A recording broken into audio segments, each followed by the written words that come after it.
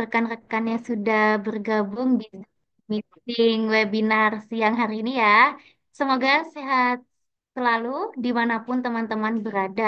Tapi sebelumnya boleh dong ditulis terlebih dahulu nih di kolom chat nama dan juga asal universitas ataupun lembaga mana saja nih supaya kita bisa kenal satu sama lain.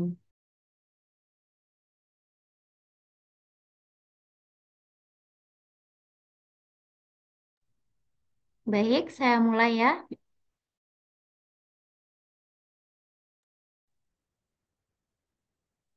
Assalamualaikum warahmatullahi wabarakatuh. Good afternoon, everyone, ladies and gentlemen. Welcome to International Webinar. We are here to discuss an important topic, improving quality in elementary school management with a focus curriculum development and international based learning design. My name is Diajeng Aulia, and I am delighted this event is taking place on Saturday, November 30 from 1 p.m. to 3 p.m. We are privileged to have with us our esteemed speaker, Mr. Yasuli Bindulam, SSM Med, the leader of Raisement School in Thailand.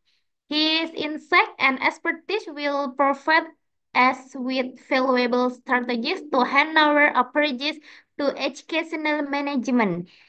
I encourage everyone to actively engage during the session as your question and contribution are vital for the vital discussion. Oke, next. Izinkan saya untuk menyampaikan rangkaian acara pada siang hari ini, yaitu pembukaan oleh MC, pemaparan materi oleh narasumber, diskusi dan tanya jawab, foto bersama, dan penutup.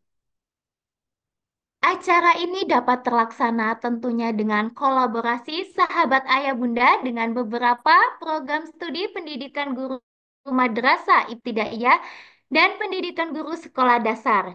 Kepada yang terhormat, founder sahabat ayah bunda, di sini sudah hadir Ibu Lulu Mukaroma MPD, yang kami hormati leader of Raisement School Thailand, ada Bapak Yasuli Bindulem SSM, dan sebagai narasumber kita pada acara webinar siang hari ini.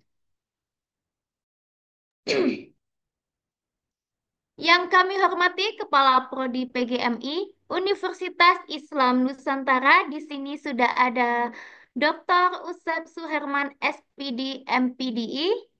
Yang kami hormati Kepala Prodi PGMI Universitas Islam Darul Ulum Lamongan, di sini sudah ada Ibu Retno Tusohimah MPD. Yang kami hormati Kepala Prodi Pendidikan Dasar Universitas Islam Sultan Agung, di sini sudah ada Dr. Rida Veronica Kusuma Dewi MPD. Yang kami hormati Kepala Prodi PGSD Universitas PGRI Palembang, di sini sudah ada Bapak Budi Irawan MPD. Yang kami hormati Kepala Prodi PGSD Universitas Muhammadiyah Purworejo, di sini sudah ada Ibu Rintis Rizkia Pangestika MPD. Yang kami cintai seluruh mahasiswa, seluruh bapak dan ibu guru yang telah hadir, selamat datang semua rekan-rekan sekalian. Bapak dan Ibu semua rekan hadirnya berbahagia. Baiklah, untuk mempersingkat waktu, marilah kita buka acara ini dengan membaca bacaan basmalah. Bismillahirrahmanirrahim. Hadirin yang berbahagia, acara selanjutnya adalah pemaparan materi oleh narasumber kita sekaligus sesi diskusi dan sesi tanya jawab. Acara ini akan dipandu oleh yang terhormat Bapak Yasuli Bindulem SSM. Untuk sepenuhnya menyampaikan materi, mari kita sambut pemaparan materi pada pembicara kita siang hari ini, Bapak Yasuli Bindulem SSM. Salam sehat selalu, Bapak. Alhamdulillah sehat. Baik, Bapak, waktu dan tempat kami persilakan. Alhamdulillah. Bismillahirrahmanirrahim. Assalamualaikum warahmatullahi wabarakatuh. Alhamdulillah, alhamdulillahirrahmanirrahim. Wassalatu wassalamu ala asyrafin anbiya'i wal mursalin wa ala alihi wa sahbihi ajma'in amma ba'd. Qala rabbi shrah li sadri wa yassir li amri wahlul 'uqdatam min lisani yafqahu qawli. Alhamdulillah wa syukurillah. Allahumma sholli ala sayyidina Muhammad. Eh, saya izin menyampaikan teori ya atau sharing materi pada hari ini dengan bahasa Indonesia. Sebelum saya menyampaikan materinya, saya ingin sekedar mungkin ya memperkenankan diri. Uh, Tadi sudah disampaikan oleh Mbak Aulia. Saya Yasuli bin Dulen. Dulu pernah di Indonesia S1 dan S2. Alhamdulillah di Yogyakarta dan pernah apa ya istilahnya menjalankan hidup hampir separuh hidupnya di Indonesia selama 12 tahun. Indonesia sangat menarik menurut saya dan multikultural. Untuk hari ini saya kira sekedar sharing saya karena di sini banyak saya tadi lihat ada yang kepala PGSD, ada yang prof, ada yang dokter, ibu-ibu bapak yang saya hormati, ibu-ibu guru, bapak-bapak guru, mahasiswa, mahasiswi, dan semua yang ada di forum. Saya anggap ini diskusi ya pada siang hari ini. Walau ini merupakan seminar, tapi bentuknya saya pengen bisa sharing, bisa bertanya, tanya jawab terkait tentang Indonesia dan terkait dengan Thailand sekarang. Di Thailand sekarang lagi banjir, sudah 2 minggu, rumah, sekolah itu tenggelam. Apalagi Thailand Selatan. Itu sekarang banyak pengungsiannya ribuan. Tidak ada penginapan dan lain sebagainya. Jadi Alhamdulillah di tempat saya masih bisa ke sana ke sini. Eh, jadi hari ini kita membicara terkait dengan meningkatkan ya, mutu pendidikan di sekolah. Mutu pendidikan itu seperti apa? Saya kira banyak yang sudah paham, tapi bagaimana bisa kalau saya mutu pendidikan di sekolah, kalau dianggap itu bermutu ketika pelanggan atau customer di sekolah itu merasakan hasil dari peran baik melalui manajemen dari sekolah, melalui seorang guru atau siapapun yang di sekolah. Akhirnya itu eh, hasilnya bisa dirasakan oleh anak-anak didik dan dirasakan oleh orang tua peserta didik. Apalagi nanti sampai-sampainya mereka bisa bisa mandiri, membawah diri di era 21 ini. 21 ini. Kalau dulu kita sekolah, eh, itu niatannya itu, kalau sudah tamat, itu kerjanya. Saya nanti di bank, saya nanti pegawai negeri, saya nanti sebagai dosen. Impiannya seperti itu. Saya sebagai uh, tentara, polisi, dan lain sebagainya. Tapi di masa sekarang dunianya berubah. Tidak semuanya yang apa selesai sekolah itu bisa tercapai apa yang diimpiankan dari awalnya. Maka sekarang kurikulum itu harus berubah bahwa sekarang itu harus membuat peserta didik itu bisa mempertahankan hidup, jalan hidup sehari-harinya mereka. Entah menjadi apapun di masa depannya, yang pentingnya mereka bisa membawa diri, tidak kesusahan karena dilandasi, dipenuhi oleh potensi dasar sehingga mereka nanti bisa kerja apa saja.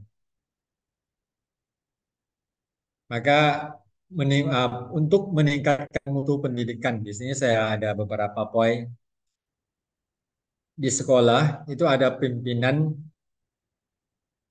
banyak guru yang risau manajemen sekolahnya atau terkait dengan pimpinan sekolah dari atas tidak sampai ke bawah. Maka yang penting, paling penting, kepala sekolah atau pimpinan sekolah itu harus efektif menyampaikan informasi dari atas sampai ke bawah-bawahnya. Agar nanti semuanya itu bisa berbicara dengan satu kata, dengan satu visi dan satu misi. Yang kedua, evolusi dan perbarui kurikulum. Ini juga nanti akan kita bahas karena sharing pada hari ini kita fokus kepada kurikulum. Maka apapun, betapapun pentingnya kepimpinan, tapi kalau kurikulumnya, proses pembelajarannya tidak sesuai dengan dunia sekarang, maka itu ya belum meningkatkan mutu pendidikan di sekolah. Yang ketiga, kualitas pengajar yang tinggi. Sekarang dituntut kalau kita melihat tenaga pengajar di ASEAN tentunya, di Thailand, di Malaysia, di Indonesia, banyak guru. Walaupun tidak lulusannya tidak sesuai dengan guru, tapi akhirnya tetap saja kita masih bisa mengambil akta untuk masuk ke sekolah sebagai seorang guru. Karena tidak bisa mencarikan pekerjaan yang lain. Apa artinya? Berarti di sini guru sebagai pelarian. Apakah benar seperti itu pertanyaannya? Apakah guru sekarang itu sebagai pelarian dari pekerjaan yang lain? Karena banyak lulusan-lulusan sekarang yang tidak bisa melanjutkan pekerjaannya sesuai dengan tamatannya. Akhirnya gurulah sebagai tempat pelariannya, sekolahlah sebagai tempat pelarian. Maka ini harus difahamkan bahwa seorang guru harus memang benar-benar dia menguasai potensi guru. Yang keempat, kesejahteraan siswa dan keamanan. Ini dituntut sekolah, kepala sekolah, lingkungan sekolah itu menciptakan lingkungan sekolah yang ramah, aman, untuk didik. Saya kira seperti itu. Yang selanjutnya itu keuangan. Jelas bahwa mau tidak mau ya keuangan harus diungkit bahwa pentingnya keuangan untuk seluruh gerakan di sekolah. Ini tidak sekolah kolaborasi dengan stakeholder dan lain sebagainya. Ini semuanya akan meningkatkan, mengangkatkan martabat atau meningkatkan mutu pendidikan di sekolah. Jadi bukan satu poin itu akan meningkatkan mutu sekolah, tapi bergabung dari beberapa hal akhirnya bisa meningkatkan mutu sekolah. Ini merupakan PR buat semuanya. Nanti maka di sini kalau dibicarakan semuanya mungkin tidak cukup waktunya, maka uh, kita akan bahas terkait dengan kurikulum yang merupakan, kalau saya, kurikulum merupakan jantung dari pendidikan. Karena itu mencakup semuanya dari awal proses input sampai ke outputnya. Input, proses, dan outputnya akhirnya menjadi apa? Jadi sesuai dengan kurikulum yang diterapkan seperti itu. Ada pengertian beberapa ya tidak perlu dibaca, ya sudah pada paham. Saya mencantumkan di sini bahwa kurikulum itu akan menciptakan peserta didik sebagaimana yang tadi saya sampaikan dari awal bahwa ya menjelajahi hidup ini atau menjalankan hidup di dunia ini. Karena hasil akhirnya kan di saya sendiri, alhamdulillah dari awal saya milih dan sastra yang ke S2-nya saya dari pendidikan. Akhirnya saya sekarang masih di bidang pendidikan, alhamdulillah. Tapi masih banyak yang tidak sesuai dengan bidangnya. Akhirnya dia jadi bisnis karena peluangnya banyak. Dia jadi pegawai negeri, padahal dia lulusannya yang lain. Intinya diharapkan bahwa kurikulum itu bisa mengarahkan peserta didik tidak hanya satu arah. Jadi mereka ketika selesai itu bisa menjadi apapun yang mereka mau sesuai dengan dia waktu itu. Ketika dia siap menjadi ini, dia ada peluangnya maka dia langsung bisa masuk. Maka kompetensi dasarnya itu harus di apa namanya? Harus diberikan. Dia menguasai. Maka di sini saya simpulkan bahwa kurikulum merupakan jantung pendidikan. Jadi membentuk kepribadian bangsa. Karena jelas dari atas, dari pemerintah yang mengeluarkan kebijakan terkait dengan kurikulum, itu sudah memikir dan matang-matang dan mencantumkan dalam kurikulum mau diarahkan kemana. Maka dari awal sampai akhir itu pembentukan karakter bangsa, karakter pemuda-pemudi bangsa itu sudah di kurikulum. Maka saya sebutkan bahwa kurikulum merupakan jantung dari pendidikan. Saya juga sebutkan bahwa kurikulum merupakan senjata. Pemerintah negara mau arah kemana pemuda-pemuda bangsa. Maka kurikulumlah merupakan salah satu senjata yang dikontrol atau dibawa oleh pemerintah. Mau diarahkan kemana pemuda atau bangsa ini, maka semuanya dicantumkan, dituliskan dalam kurikulum. Singkat saya nanti bisa di sesi pertanyaan jawab. Guru hidup, maka guru kalau sudah menjadi profesi maka perlu memahami yang namanya kurikulum. Banyak guru yang tidak memahami kurikulum, guru yang tidak mau mementingkan kurikulum, hanya mengajar sesuai dengan materi atau subjek yang diberikan. Saya tidak tahu di Indonesia sekarang, tapi di Thailand itu masing-masing pelajaran itu ada bukunya, diterbitkan oleh beberapa penerbit seperti bahasa Inggris, itu penerbitnya itu bisa 5 sampai 6 penerbit. Tinggal memakai atau kepala sekolah memilih mau dipakai yang mana yang lebih cocok. Bukan sekedar itu, lebih dari itu penerbitnya itu menyiapkan menyiapkan RPP-nya apa? Seperti ya? Seperti itu ya, rangkaian pembelajaran itu ya. Itu sudah disiapkan. Jadi guru itu tidak perlu lagi untuk menyiapkan RPP. Tinggal memakai apa yang disiapkan oleh penerbit kalau kita beli bukunya. Akhirnya apa? Kelemahannya itu guru tidak mau mempelajari kurikulum. Karena sudah menganggap bahwa sudahlah di buku itu ada RPP-nya. Saya tinggal mengajar sesuai dengan RPP yang ada. Pasti ini termasuk salah satu dari kurikulum, katanya seperti itu. Tanpa mempelajari, mempelajari yang namanya kurikulum bangsa. Mau diarahkan kemana, tidak tahu. Yang penting ya di bukunya sudah ada.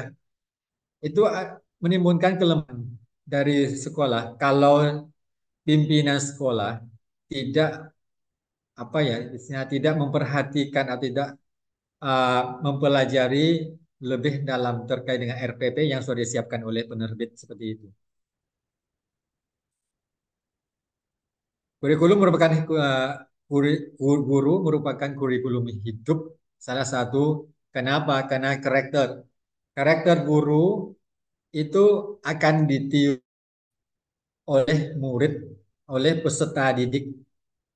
Mau tidak mau ini hal-hal yang fakta yang terjadi. Karena hero-nya orang yang setiap hari di sekolah, orang yang setiap hari di depan murid itu adalah seorang seorang guru. Mau tidak mau ya gaya dari percakapannya, perilakunya guru, semuanya akan dilihat oleh seorang siswa. Maka otomatis dia akan meniru. Mau tidak mau akan tertiru seperti itu. Hal-hal ini yang perlu di kawan gurunya kurang kurang siap dari segi perilaku dan segi pembicaraannya. Nah, jadi hal-hal yang negatif ini akan terjadi di kelas, apalagi dari gajah pembicaranya yang kurang uh, sopan santainya. Nah, nah, sekarang banyak yang ditiru, apalagi sekarang sosial nah, agak cepat. Maka guru juga sebagai hidden curriculum yang tadi ya sama. Maka guru seorang yang kejataan negara.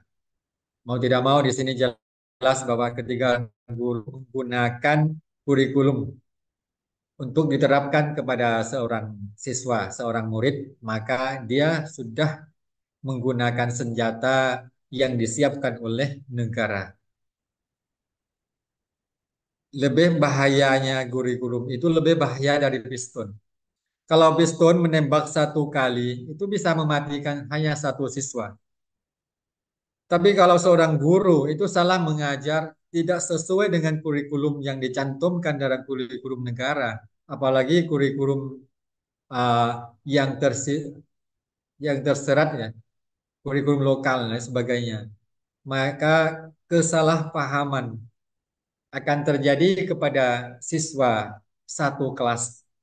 Berarti kalau salah mengajarkan, salah menyampaikan, tidak sesuai dengan kurikulum, maka semua siswa di kelas itu dianggap mati.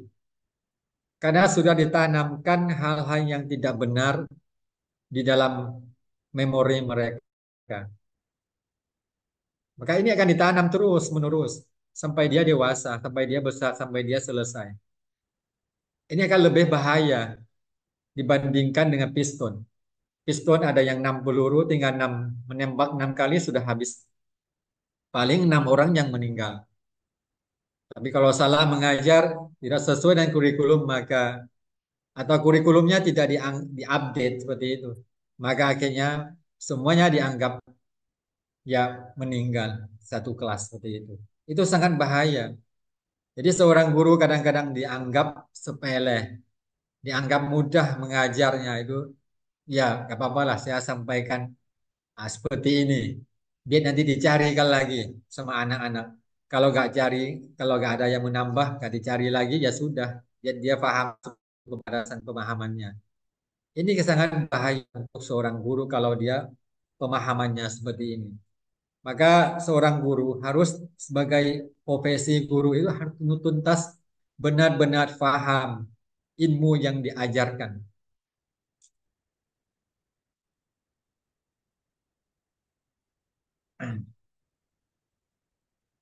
Maka di sini mengapa kurikulum perlu ada perubahan gitu ya.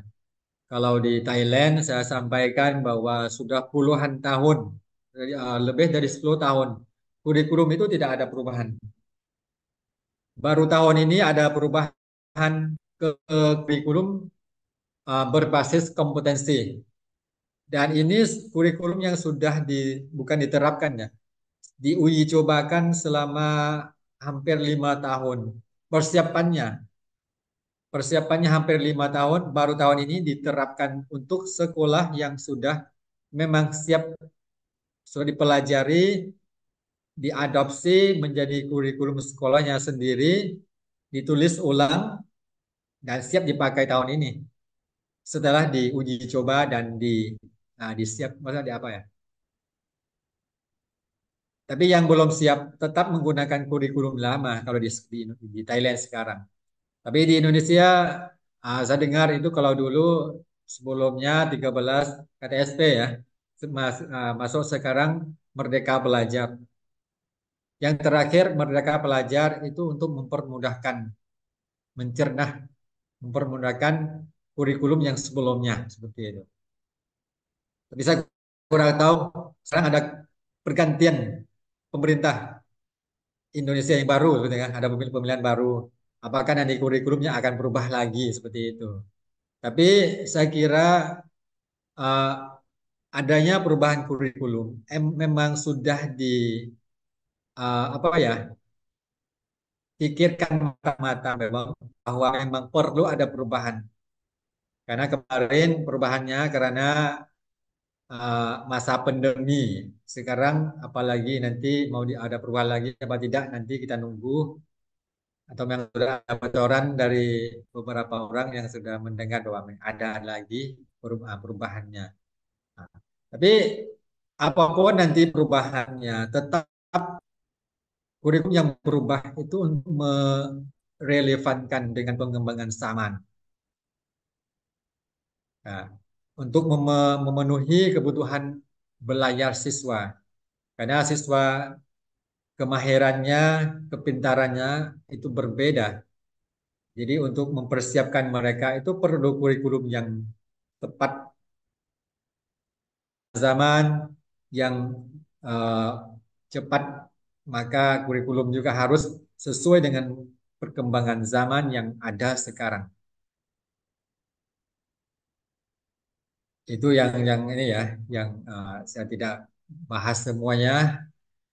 Jadi siapa saya yang terlibat dalam mengembangkan kurikulum ya, dan jelas ya ada uh, peserta, ada pendidiknya, seorang guru yang memang dia sudah uh, langsung di kurikulum dan menyampaikan kepada muridnya. Kurikulum, guru membaca kurikulumnya dan menyampaikan melalui materi yang disiapkan. Maka seorang guru itu lebih memahami, serta lebih memahami yang kurikulum. Tapi yang lebih memahami dari guru itu harus pemimpin sekolah. Karena apapun kurikulum yang diterapkan di sekolah itu harus melalui baca atau pemahaman kepala sekolah, pimpinan sekolah. Karena mau diarah kemana sekolah, karena harus harus dicantumkan dalam kurikulum. Yang kedua ada orang tua. Karena orang tua sebagai pelanggan yang mereka mengirimkan peserta didik anak mereka ke sekolah, maka mereka perlu tahu yang namanya visi misi sekolah dari awal melalui penjelasan dari kurikulum itu. Dan ini mungkin biasanya disampaikan ketika ada pertemuan wali murid ya, wali santri. Ketika seperti saya awal-awal itu kita sampaikan bahwa kurikulumnya seperti apa. Kalau mau masuk sekolah saya, keluarnya nanti anak-anak itu seperti apa, ciri kelasnya seperti apa. Harusnya apa yang selama 1 tahun, selama 1 semester, apa yang akan kami terapkan untuk anak-anak anak-anak ibu-ibu bapak nanti. Ini harus disampaikan juga terkait dengan kurikulum. Jadi masyarakat stakeholder juga harus memahami ciri khas sekolah. Nah, sekolah A, sekolah B, sekolah C. Ciri khasnya, kelebihannya masing-masing sekolah itu apa? Jadi sesuai dengan mutu dan penerapan pengolahan di sekolah. Jadi tidak mungkin sekolah A, B, C itu sama semua. Jadi ada saingan, biasanya ada saingan di masing-masing sekolah itu untuk mendidik, menyukseskan peserta didik itu mereka ada strateginya sendiri. Nah, maka disitulah untuk mengembangkan pemerintah akhirnya yang sebagai yang memberikan kebijakan. Ini tahapannya mungkin tidak perlu dibahas, tahapan itu langkah-langkah mengembangkan kurikulumnya. Jadi kalau di SD atau MI, ini di MI, saya katakan di MI. Eh, ada yang namanya pelajaran agama, ada yang namanya pelajaran umum, itu jelas ada. Sekarang itu kedua-duanya itu seakan-akan tidak ada kaitannya. Agama dan umum seakan-akan itu terpisah. Umum sendiri untuk dunia, agama sendiri untuk akhirat. Katanya seperti itu. Ini di Thailand sekarang lagi seperti itu ya. Kalau umum dipisah sendiri, walaupun sekolahnya ada MI, tapi sekarang mulai diterapkan ulang, maksudnya digabungkan antara agama dan umum. Tapi jangan sampai umum dan agama itu dipisahkan, karena memang agama dan umum itu sangat terkait erat, harus difaham. Kalau bisa itu di kolaborasi ya, umum dan agama. Di sekolah saya terap itu ke umum. Uh, Banyak di lain itu sekarang ada saingan seperti itu ya. Sekolah kalau MI walaupun SD MI itu diterapkan, kalau ketiga mengajarkan matematika itu agama dimasukkan. Ayat-ayat Al-Quran dimasukkan. Ketiga menerapkan uh, bahasa Inggris terkait dengan materi bahasa. Itu ayat-ayat Al-Quran dimasukkan. Biar tidak ada perpisahan atau tidak ada perbedaan antara agama dan umum. Karena untuk kita uh, orang Islam, kita agama dan umum itu satu, tidak bisa dipisahkan. Jadi seperti saya sampaikan ini gambar ya, uh, bahwa agama dan umum itu seperti ini, tidak boleh atau tidak bisa dipisahkan. Apalagi di kehidupan sekarang, dunia lagi maju, jangan sampai agama ditinggalkan. Kalau dunianya maju, agamanya harus lebih maju. Pemahaman mereka paham agama juga paham umum. Mereka paham umum juga harus paham agama. Dalam waktu yang sama, itu harus disesuaikan bahwa ya uh, jalan ilmu itu harus sama, bisa dibandingkan, bisa di ini kan, apa ya? Enggak. Nah, jadi nilai-nilai apa yang harus ditanamkan kepada anak-anak MI dan di sekolah. Jadi membentuk karakter Islami, menanamkan nilai-nilai keagamaan, kenegaraan kalau di Indonesia. Nah, kalau di Thailand masih belum, kenegaraan masih kurang. Ah, saya kira lebih kentalnya di Indonesia. Di Thailand juga sama menerapkan nilai-nilai kenegaraannya. Penguasaan ilmu, pengetahuan dan teknologi iptek ya. Penguasaan ilmu, pengetahuan dan ini sama. Selanjutnya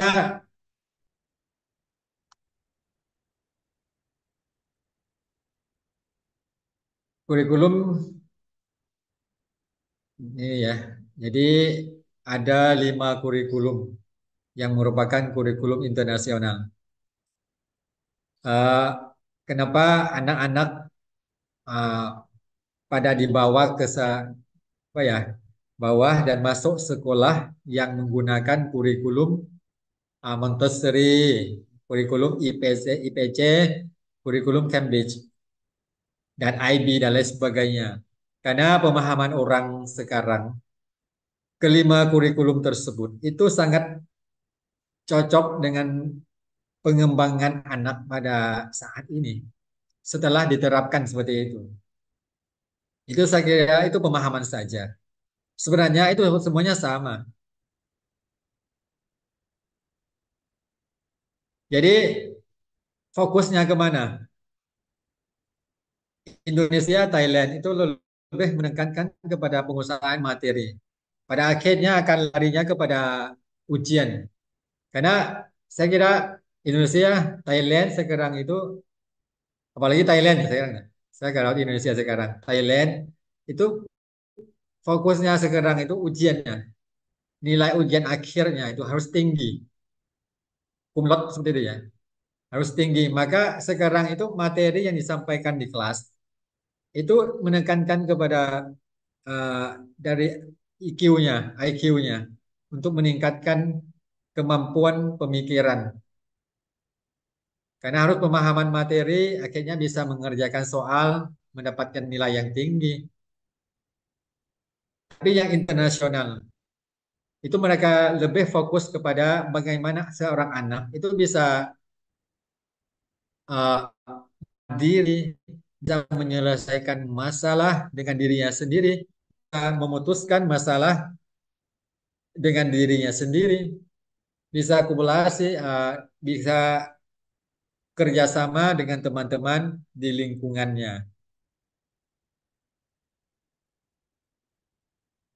Ada beberapa, jadi saya akan lewat karena terlalu banyak. Ah, mampu menyelesaikan setiap permasalahan yang dihadapi, ini yang diterapkan. Mampu berpikir secara jernih, mendalam, bertahap, mampu menghasilkan ide-ide baru. Kemampuan yang berhubung dengan skill, mampu mengkoordinasi.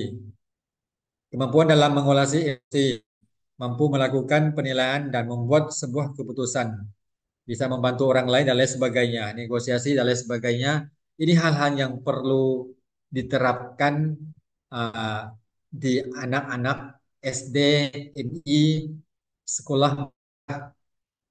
Bagaimana bisa mereka itu mandiri. Ketika mereka keluar dari pagar sekolah, hidup di lingkungan, mereka bisa, apakah mereka itu bisa bisa mandiri, membantu orang lain dan lain sebagainya. Saya banyak menerima mahasiswa KKN, PPL dari Indonesia. Wah, ada juga yang dari SD, ada yang dari SMP, SMA, karena sekarang dengan kurikulum diterapkan yang baru, Merdeka Pelajar, maka banyak siswa, mahasiswa datang ke Thailand untuk mempraktekkan skill-skill mereka melalui program KKN dan PPN internasional dan lain sebagainya. Ada yang SD. Jadi ketika mereka ke sini itu mengadaptasi dengan budaya yang berbeda Indonesia dan Thailand. Kalau mereka mampu bisa mengadaptasi, bisa masalah, bisa mengontrolkan emosi mereka di negara-negara yang berbeda, walaupun dalam perjalanan yang singkat, maka akan menimbulkan PD, kepercayaan diri kepada mereka. Ini sebuah hal-hal yang perlu diterapkan di lingkungan sekolah. Banyak anak-anak di sekolah itu mampu mengontrol diri, bisa membawa diri. Tapi ketika keluar dari pagar sekolah, itu mereka tidak bisa apa-apain. Tidak berani karena takut menghadapi dengan dunia nyata. Jadi skill mereka perlu, kompetensi mereka perlu dikuatkan lagi. Maka sedikit menyentuh tentang RPP, saya kira ini tinggal disesuaikan saja. Kalau dulu yang hijau itu dengan satu cara, dengan dengan satu cara apa ya, satu ini metode ya, itu bisa mengajar satu kelas orang-orang yang berbeda, seperti contohnya dengan menggunakan metode ceramah, itu bisa menceramai semuanya, walaupun si A, B, C, D itu kemampuannya berbeda. Tapi sekarang tidak bisa lagi, karena anak itu kemampuan yang berbeda, maka guru juga harus mempersiapkan cara mengajar materi, menyampaikan dengan uh, cara yang berbeda. Tapi semuanya itu mendapatkan ilmu yang sama. Kalau si A kemampuannya nol, dia bisa meningkatkan ke satu. Kalau si B kemampuannya sudah masuk sudah tiga, dia meningkat ke empat.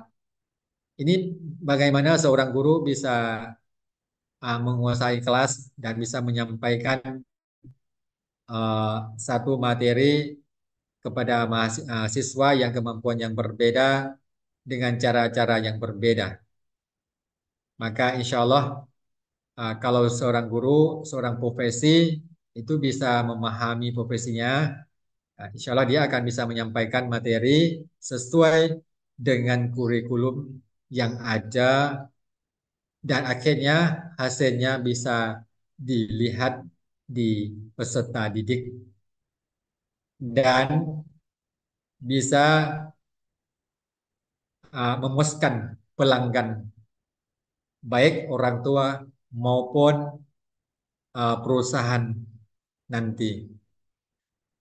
Itu sebagai loncaran awan dari saya, sharing dari saya. Mudah-mudahan nanti di sini banyak yang mungkin lebih tahu dari saya, dari kepala prodi dan lain sebagainya, bisa menambah kalau memang apa yang dia saya sampaikan itu kurang maksimal atau ingin men-sharing Thailand dan Indonesia bisa kita sharing nanti. Silakan.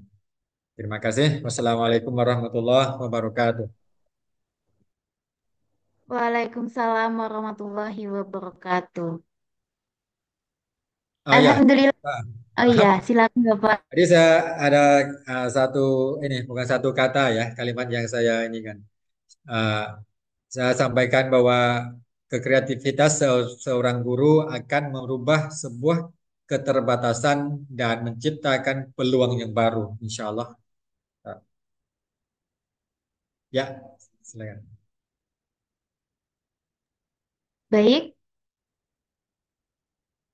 Alhamdulillah kita telah belajar banyak ya dari Bapak Yasuli terkait dengan peningkatan mutu manajemen sekolah dasar yang bertema pengembangan kurikulum dan desain pembelajaran berbasis internasional. Terima kasih atas pemaparan yang luar biasa dari Bapak Yasuli. Untuk teman-teman nih, boleh dong menuliskan nama-namanya serta dari universitas mana nih, supaya kita lebih kenal lagi. Dan untuk teman-teman yang mau menanggapi, saya persilakan melalui Zoom chat ataupun langsung mengaktifkan suara.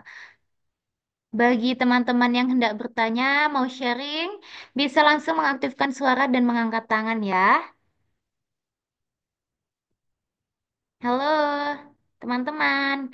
Apakah di sini masih ada orangnya? Ada. Ada ya. Silakan untuk bagi yang ada yang dipertanyakan terkait kurikulum bisa disampaikan, bisa raise hand,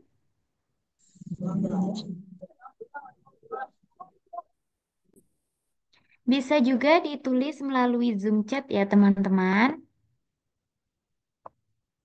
Ataupun jika ada permasalahan-permasalahan gitu di kelas ataupun di sekolah gitu bisa ya untuk kita diskusikan di sini. Baik, Bapak, mungkin saya mau bertanya ya, Bapak. Bagaimana nih menurut Bapak, kan sekarang kurikulum di Indonesia itu dipisah ya, Bapak, antara yang sekolah apa pendidikan dasar, menengah, pendidikan menengah, dasar menengah, dan yang di perguruan tinggi itu dipisah, Bapak. Jadi kita sudah nggak satu, nggak satu apa ya, nggak satu kurikulumnya itu beda gitu. Nomenklatur atau kementeriannya seperti itu, Bapak. Maksudnya kurikulum di sekolah menengah atas dengan kurikulum Di perguruan perguruan tinggi tinggi. nomenklaturnya apa ya, kayak kementeriannya itu dipisah gitu. Eh, Kalau menurut saya ya memang memang pisah ya, tidak sama. Dan kurikulum SD, sekolah dasar dengan SMP, SMA seperti itu ya. Nah, dengan perguruan tinggi itu memang memang tujuannya berbeda gitu.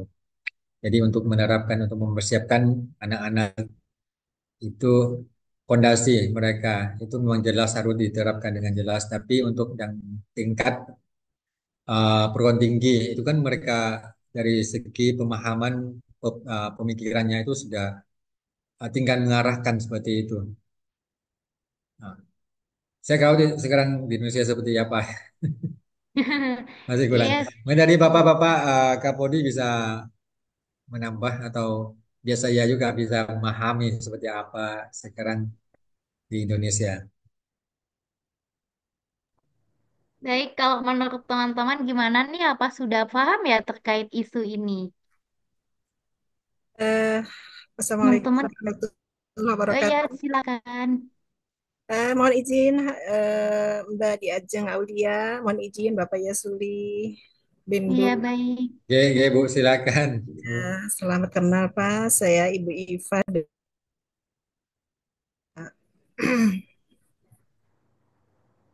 Baik Ibu, waktu dan Ya. tempat kami persilakan.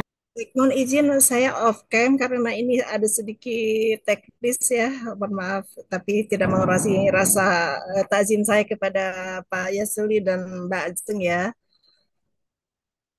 Baik, Pak, begini saya mau tanya.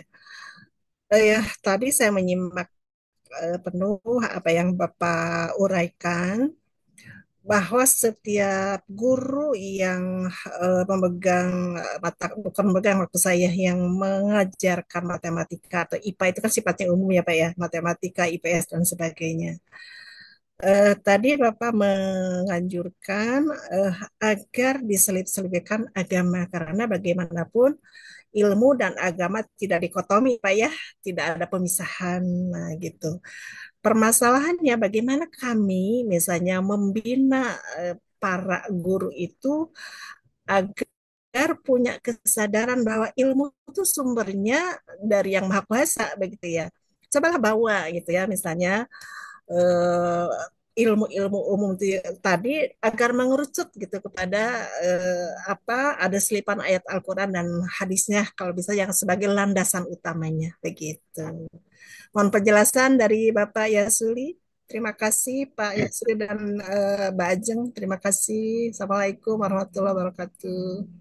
Waalaikumsalam Waalaikumsalam warahmatullahi warahmatullahi wabarakatuh. wabarakatuh. Terima kasih Ibu. Ini namanya Kak muncul. Ibu siapa tadi? Terima kasih Ibu ya. Saya Ibu Iva dari Uninus. Oh ya, Bu Iva dari UNUS. Alhamdulillah. Bahasa saya bisa dipahami Bu ya. Bisa Pak, karena saya dulu di sini di PGMI Uninus tuh banyak mahasiswa dari Thailand Pak, dari Oh Patah. iya iya iya. Masya Jadi Allah. saya tuh sudah Alhamdulillah. paham, jadi ya memahami Eh, Thailand. Baik Pak. yang biasa Bu ya, kalau di ini bukan di perguruan tinggi, tapi kalau Nah, di SMP, SMA, walaupun sampai ke SD, itu kami kalau mau menerapkan ilmu agama sebagai fondasi dari segala, bukan ada sumber dari uh, segala ilmu, disiplin ilmu. Maka kalau mengutamakan kesadaran seorang guru itu tidak cukup, uh, harus ada pemaksaan juga Bu ya.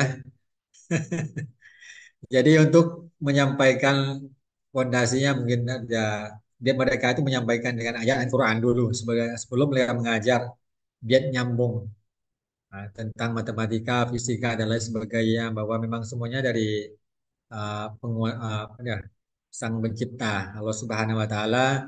Maka dari kami biasanya itu seorang guru setiap mata pelajaran itu harus membuat RPP. Dan RPP itu kami cek dulu. Kami cek bahwa di situ sudah dicantumkan sebuah ayat atau potongan ayat Al-Quran yang emang ada hubungannya dengan uh, materi-materi yang mau disampaikan. Nah, jadi saya nggak tahu di Indonesia apakah ada pengecekan terhadap RPP dulu sebelum gurunya mengajar seperti itu. Tapi di Thailand kami ada bagian bagian khusus ya, bagian tertentu, bagian bagian bidang pendidikan lah yang akan mengecekkan RPP dari semua guru sebelum, jadi 1 minggu seperti besok mereka hari Senin minggu depan mau ngajar, maka hari Jumat mereka akan melaporkan, mengirimkan sebuah RPP. Jadi kami ada pengecekan terhadap RPP, maka di situ kami bisa ada masukan sebelumnya harus dicantumkan ayat Qur'annya dan sebagainya sebagai fondasi dari materi yang mau disampaikan. Maka seperti yang saya sampaikan, Bu, tadi ketika mengharapkan kesadaran seorang guru itu agak sedikit, alhamdulillah ada, tapi kebanyakan dengan waktu mereka juga akan apa ya, terlena seperti itu. Wah, tidak penting seperti itu. Yang penting saya sampaikan nanti ah, terkait dengan kurang, tambah, kali dan lain sebagainya. Bagi Al-Qur'annya nanti aja. Jadi dari ini ada kebijakan seperti ini dari sekolah. Kebijakannya itu diturunkan kepada semua guru di sekolah, maka itu akan terjadi sama rata nanti. Diterapkan semua dari sekolah seperti itu. Nah, itu saya dari saya, Bu.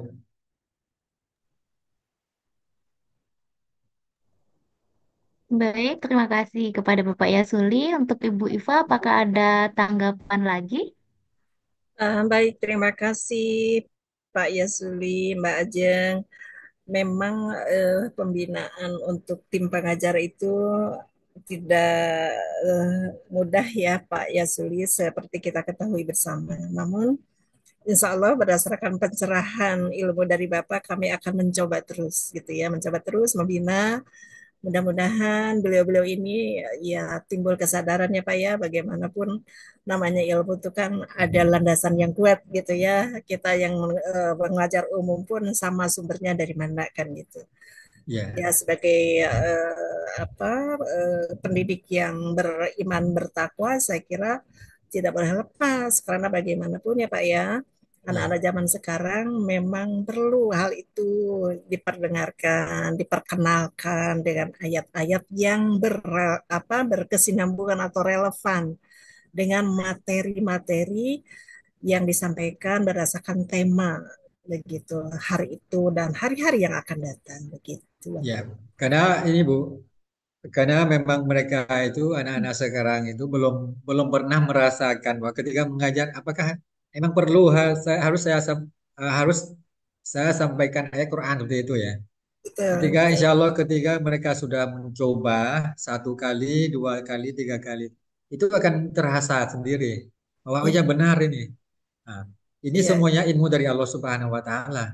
betul, Bapak. Mereka akan menghafal sendiri ketika hari ini dia ulang, besok diulang lagi, lusanya diulang lagi, akhirnya dia akan terasa dan hafal sendiri ayat Quran itu. Nah, iya, Alhamdulillah ini sebagai berdakwah juga. iya, iya. Ya, Baik, Bapak. Terima kasih. ya Semoga Bapak sehat sama-sama. selalu. Mbak Ajeng, terima kasih. Assalamualaikum warahmatullahi Waalaikumsalam. wabarakatuh. Waalaikumsalam warahmatullahi Waalaikumsalam. wabarakatuh. Baik, terima kasih kepada Ibu Iva dan Bapak Yasuli. Terkait teman-teman yang lain nih, untuk Bapak Ibu dosen ataupun Bapak Ibu guru serta para rekan-rekan mahasiswa, bagaimana? Apakah ada yang mau ditanyakan? Bisa langsung mengaktifkan audionya ya, atau bisa ditulis nih kalau seandainya di rumahnya sinyal sinyalnya kurang bagus, bisa ditulis di Zoom chat.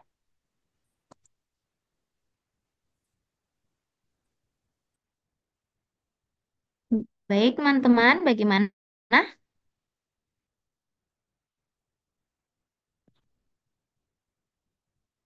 kita bisa sharing-sharing terkait dengan pembelajaran kita di kelas, seperti itu. Oh ya, Baik, Bapak. saya tanya aja. Oh ya, ini Jadi yuk tadi tanya. saya sampaikan bahwa di Thailand itu kan satu materi itu banyak bukunya ya dari beberapa percetakan seperti itu. Apakah di Indonesia seperti itu dan mereka di sini itu ada bungkusan, maksudnya ada bukunya, ada tambahan RPP-nya, siap seperti itu. Apakah di Indonesia seperti itu juga? Ayo teman-teman, silakan dijawab pertanyaan dari Bapak Yasuli. Kenapa sangat sepi di sini? Apakah teman-teman menyimak? Baik Bapak, jadi di sini juga ada ya Bapak buku untuk buku pelajaran itu yang dibuat pedoman guru-guru untuk pembelajaran di kelas. Tapi menurut saya itu tuh bisa kita kombinasikan dengan apa ya kayak kurikulum lokal gitu. Jadi kita seharusnya sebagai guru itu juga bisa menyesuaikan kebutuhan anak yang ada di sekolah. Jadi tidak melulu dengan buku gitu. Buku hanya sebagai apa ya, kayak selingan, tetapi kita juga harus selalu menstimulasi perkembangan anak didik kita seperti itu. Ya, ya, alhamdulillah, benar-benar. Berarti sama Kenapa itu ya. jawab ini teman-teman? Ayo ini adik-adik, teman-teman mahasiswa kemana ini? Boleh dong, kalau belum mau menjawab, boleh kenalkan namanya aja di Zoom chat sama dari kampus mana nih? Ya, Bapak bagaimana, Bapak? Enggak, tinggal ngobrolnya dua orang aja nih. Iya nih, kok gak ada yang open open kamera juga ya? Di mana ini teman-teman? Bisa tanya yang lain, mungkin tidak terkait dengan ya kurikulum juga boleh. Boleh Terkait dengan juga. mungkin pendidikan di Thailand yang mau nanya, saya sampaikan bahwa saya sangat senang ketika berada di Indonesia karena ketika saya di kampus, walaupun saya tidak mengambil fakultas yang uh, terkait dengan agama seperti itu ya, S2-nya juga tidak terkait dengan agama, tapi uh, saya di waktu kosong tetap saya diskusi uh, tentang agama, membedah buku, siang malam juga mendengarkan berita cerita terkait dengan diskusi agama, maka secara otomatis ilmu agama itu masuk dengan dirinya sendiri, mendapatkan bonus lah seperti itu di Indonesia. Lain hanya dengan di Thailand, kami di sini negara Buddha ya. Jadi mayoritas Buddha. Di Indonesia saya kalau lihat kiri kanan itu orang Islam, Muslim kita semua, alhamdulillah. Di mana-mana kalau waktu azan itu seakan-akan ya ada masjid di depan, ya bisa sholat di mana-mana. Kalau di Thailand itu enggak sepi, jauh-jauh masjidnya. Kemana-mana lihat ke kanan ke kiri itu jarang orang Islam. Maka tantangan kami di Thailand itu sekolah.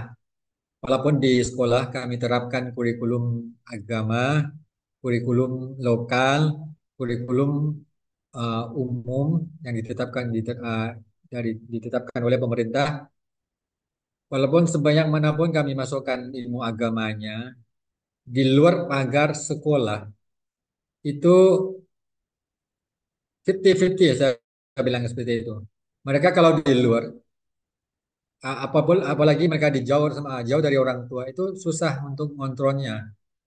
Apakah mereka akan sholat apa tidak? Tidak tahu. Nah, teman-temannya orang Buddha, diskoteknya di sana sini karaoke, nah, banyak. Maka ini tantangan untuk kami di sini bahwa kami harus bekerja sama dengan orang tua, sekolah, dan masjid di tempat luluskan peserta didik kami. Karena ini pekerjaan yang berat. Mungkin ini tantangan kami di Thailand. Ya, mungkin tidak uh, jauh ya berbeda dengan di Indonesia yang saya rasakan dulu. Ya, sharing saja.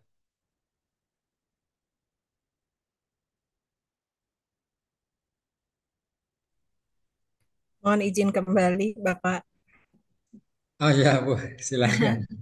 Mbak Ajeng, mohon izin saya aduh tertarik sekali ini dengan tema hari ini yang disampaikan oleh Pak Yasuli ini. Memang, saya pun pernah dapat cerita apa tuh dari mahasiswa kami dari Thailand, dari Patani, bahwa di sana tidak apa ada kebebasan untuk beribadah katanya gitu ya Pak, intinya seperti itu. Nah, namun karena mereka konsisten dengan keimanan yang diyakini sehingga dikirimlah ke Indonesia dari Patani itu Pak, 20 orang kalau tidak salah.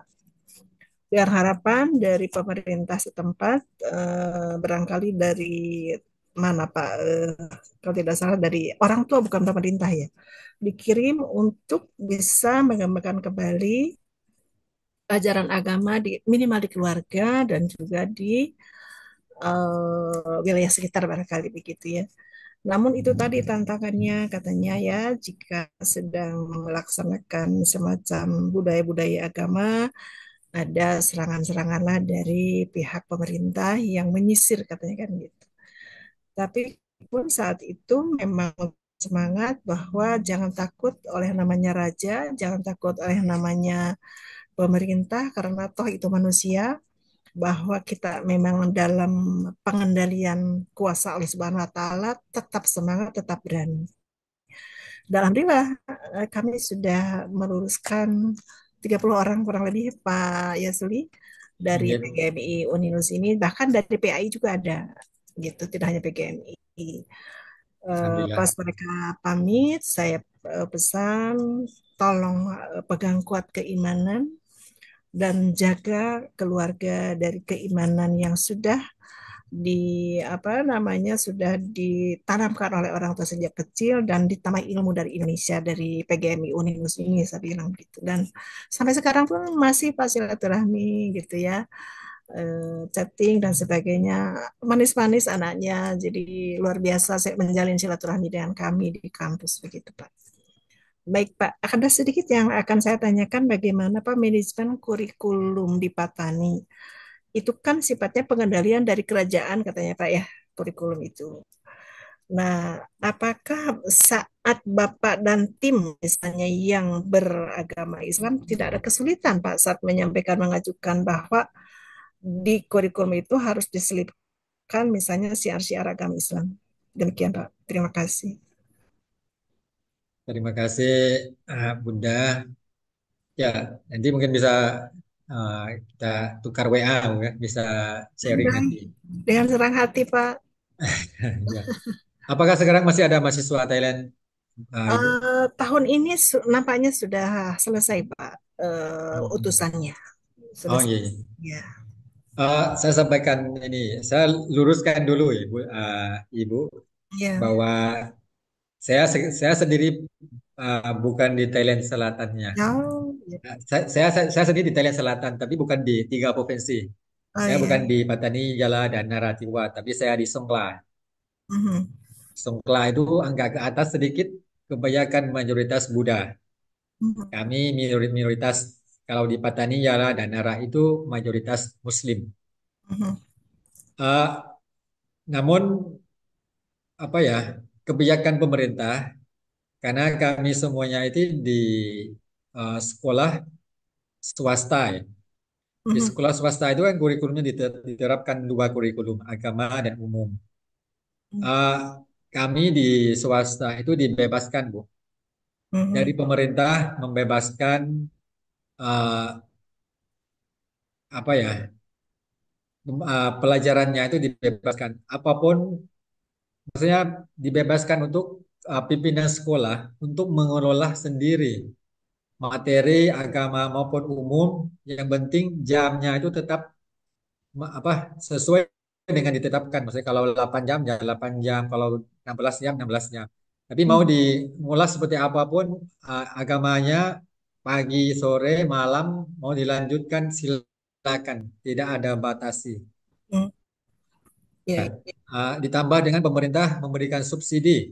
Saya dengar di Indonesia sekarang ada subsidi dari pemerintah juga ya, sebagian. Betul, betul Pak. Nah, di Thailand itu uh, ada subsidi belajar gratis selama 12 tahun ya.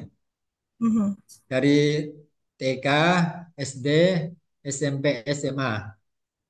Nah, itu biaya yang gratis apa saja? Yang satu biaya baju, peralatan, belajar, makan siang, uh, kalau SD, kalau SD TK itu ada biaya susu juga, Mhm. uh, studi turnya.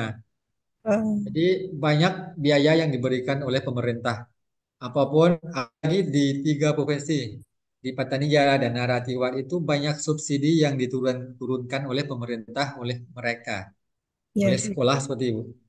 Jadi uh, untuk kata-kata membatasi itu sekarang saya sampaikan bahwa tidak ada dari pemerintah. Mhm. Mereka itu menyupport full. Hanya Mhm. saya mungkin kerusuhan yang terjadi di Thailand Selatan itu sedikit apa ya, agak sensitif menyinggung. Kami tidak tahu uh, bagian mana yang apa ya, yang uh, sampai terjadi hal-hal yang tidak diingat seperti itu. Ada yang bilang pemerintah, ada yang bilang bukan seperti itu. Saya tidak tahu, saya tidak ada. Jadi Mhm. uh, kami tengah-tengah, saya tengah-tengah, tidak ada ini ya. Uh, Indonesia dengan Thailand, kenapa mahasiswa di bagian Patani Jala dan Naratiwar itu termasuk saya kok kuliah di Indonesia? Kenapa tidak di Malaysia? Karena budaya Thailand Selatan dengan Indonesia itu sangat mirip Mhm. dibandingkan dengan Malaysia. Malaysia walaupun dekat ya, dengan Thailand dengan 3 provinsi, tapi sangat berbeda, anggap berbeda. Saya merasakan sendiri 12 tahun. Jadi saya bisa menyampaikan bahwa Indonesia dengan Thailand itu seperti saudara. Mhm. Malaysia ya saudara, tapi saudara nggak jauh sedikit saudara.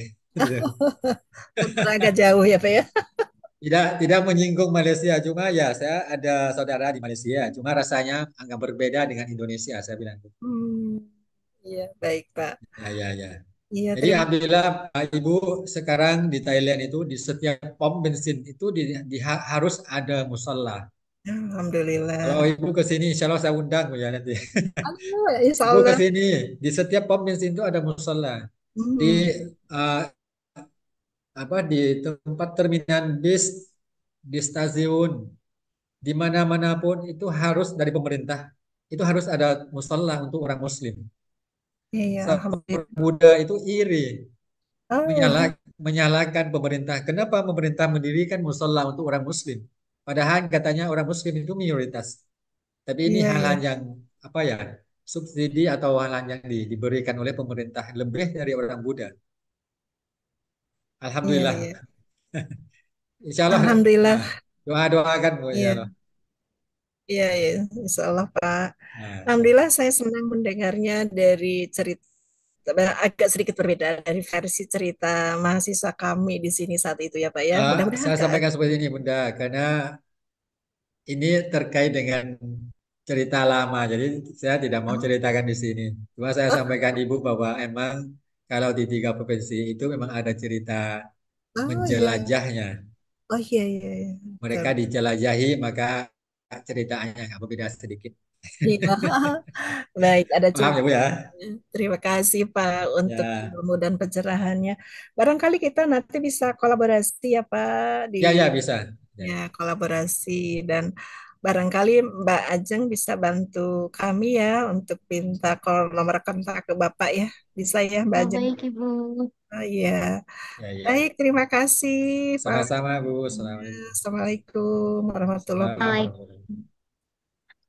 Terima kasih banyak Ibu Iva. Eh, untuk teman-teman yang lain mungkin ada yang kepo nih tentang bagaimana kurikulum atau pembelajaran di Thailand. Bisa bisa mengaktifkan suara ataupun bisa langsung chat di Zoom chat. Bagaimana perbedaan apanya gitu di Thailand dan di Indonesia seperti itu.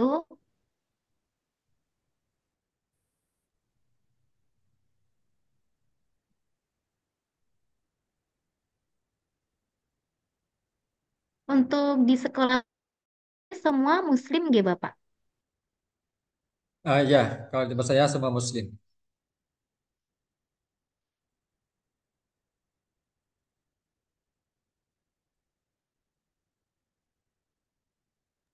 Ketika Bapak mendirikan sekolah tersebut, adakah tantangan seperti itu Bapak? Tantangan apa gitu ketika kan di sana mayoritas Buddha seperti itu. Apa tantangan yang dihadapi Bapak? Hmm, Alhamdulillah selama ini tantangannya satu, itu subsidi. Karena kami dengan Buddha ya, itu seperti saudara. Kami hidup berdamping dari dulu sampai sekarang. Tidak ada masalah. Ah, Kami saling ini kalau dalam berhubungan sosial itu ya kami biasa seperti saudara. Tapi kalau hanya berbedanya ketika kami beribadah di tempat kami ya lakum dinukum waliyadin seperti itulah. Kalau yang lain alhamdulillah tidak masalah. Jadi kalau Seperti sekolah kami batasi bahwa sekolah saya ya menerima hanya uh, peserta didik yang beragama Muslim ya. Mereka ya sudah seperti itu. Seperti sebenarnya bisa mau yang Muslim sama non Muslim boleh. Cuma nanti kalau ketika uh, apa ya untuk manajemennya nanti agak sedikit. Memang untuk menambah personel ya peserta didik biar banyak itu boleh tinggal menerima saja. Cuma kalau untuk manajemennya saya sendiri berharap bahwa dari nama sekolah saya Nuruddin. Saya tekankan kepada fondasi dasar itu pada agama. Ketika nanti akan saya menerima non muslim juga nanti akan sah untuk saya. Maka akhirnya saya biar tidak ada menimbulkan masalah di kemudian hari nanti saya sudahlah terima yang muslim saja seperti itu. Dan mudah untuk manajemen.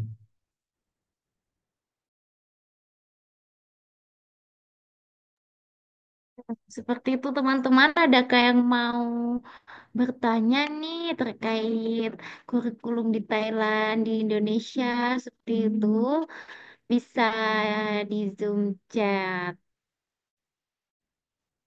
Untuk Bapak Ibu dosen, dipersilakan untuk bertanya ataupun sharing, serta Bapak Ibu guru dan teman-teman mahasiswa.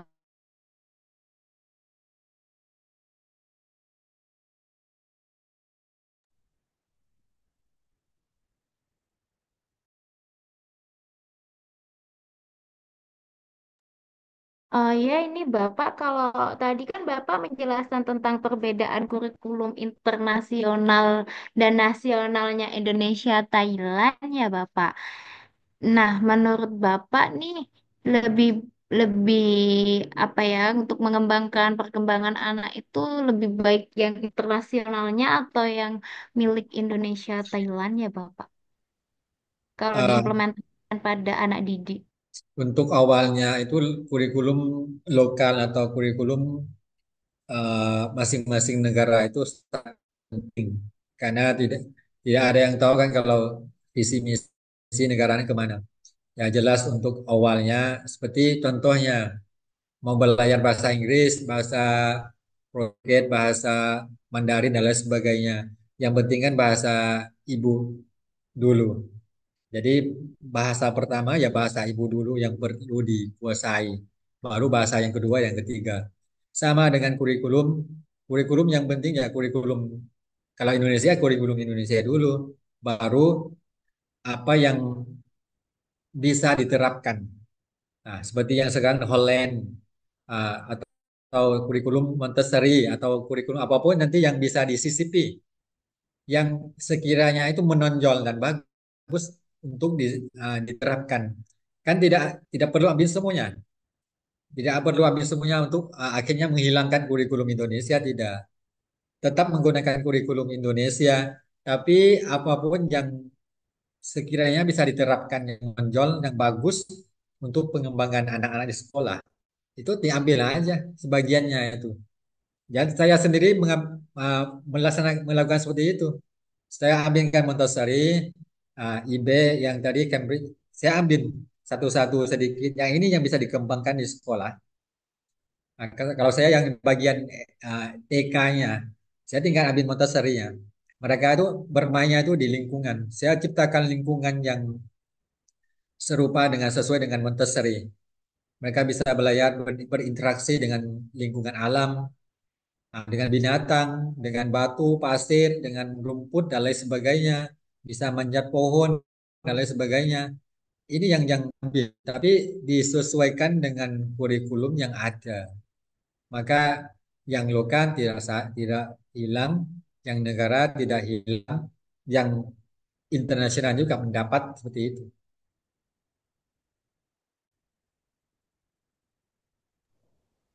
Hmm, seperti itu teman-teman. Jadinya untuk teman-teman, nah ini Pak,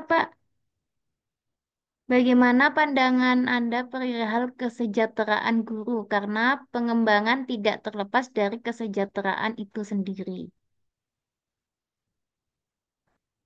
Maksudnya pengembangan, coba, Pandangan Anda perihal kesejahteraan guru karena pengembangan tidak terlepas dari ya. kesejahteraan sendiri. Jadi berbicara tentang kesejahteraan guru ya, dari apa? ah, selari, selari kesejahteraan guru paling paling ini ya, paling yang ini yang paling menonjol itu di selari ya, apa apa biaya bulanannya seperti itu bahasa Indonesia apa ya? Nah, kesejahteraannya, terus ada semacam apa? Kalau sakit itu masuk rumah sakit itu apa ya namanya? Asuransi. Ya, Ya, Di Indonesia kalau guru ada asuransi kan? oh bagaimana Bapak Ibu guru di Indonesia untuk guru-guru ada asuransi atau tidak ya kalau sakit? Suara guru. Gimana? Ada apa enggak ya? Izin menjawab, Pak dan Mbak Ya, Jen. silakan. Ya, Iya Ibu. sebetulnya kami di Indonesia itu kan sudah diwajibkan BPJS, Pak. Oh, Itu ini. otomatis ada asuransi kesehatan, asuransi kecelakaan dan sebagainya. Nah, Biasanya berapa Bu setahun? kami bayar per bulan variatif, Pak. Bagaimana kelas yang diambil? Ya ada yang Oh, 60, ada yang 100, ada juga yang 150 gitu, Pak. berarti Nah, berdasarkan pembayaran dari ibu guru iya, seperti itu ya? nanti pun di cover saat ada klaim, misalnya kita ke rumah sakit itu berdasarkan kelas itu. Namun jika naik jenjang, misalnya katakanlah kami kelas 3 mau ke VIP misalnya, Ya, ya. itu ada tambahan biaya. Itu Ya, ya. saja, Pak. Kalau di Thailand seperti ini Bu. Kalau guru PNS itu otomatis dia rata-ratanya seperti ini saya jelaskan. Ah, Kalau yang swasta itu biasanya kalau namanya tuh sudah termasuk daftar gitu ya. Ah, itu ada biaya dipotong dari biaya bulanan guru itu satu. Seperti satu bulan ini dipotong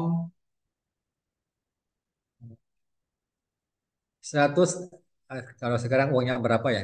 200.000 baht. 200.000 baht dipotong dari biaya bulanan dari guru. Sekolah harus tambah 200.000 baht lagi. Jadi seorang guru mendapatkan dua kali. Dengan dari biaya hidupnya sendiri bulanannya, dari sekolah ditambah lagi 200.000. Jadi per bulanannya dia akan membayar tabung tabung asuransinya itu 200.000, 400.000. Jadi hitung berapa? Itu saya ini kan apa ya? Jadi kalau yang swasta biaya total asuransi per tahun yang boleh dipakai oleh seorang guru itu 150 baht. Coba dikalikan. 150 baht. Dikali 450.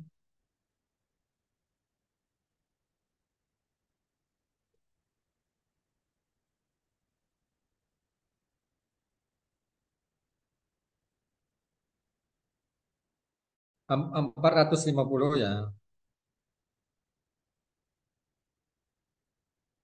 Jadi 1 tahun tuh seorang guru bisa menggunakan biaya asuransi berapa kali sakit pun dia akan mendapatkan 67.500 baht, 500 rupiah.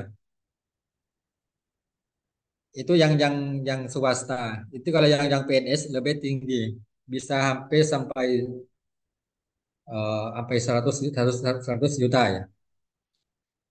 Jadi biaya itu dipotong dari biaya itu otomatis ya. Ini ada semacam peraturannya. Ketika sekarang kalau sekarang pemerintah menaikkan biaya biaya bulanan guru. Yang S1 keguruan dia 16.050 16.050 itu dipotong coba dipotong 400 baht per bulan dari dia sendiri.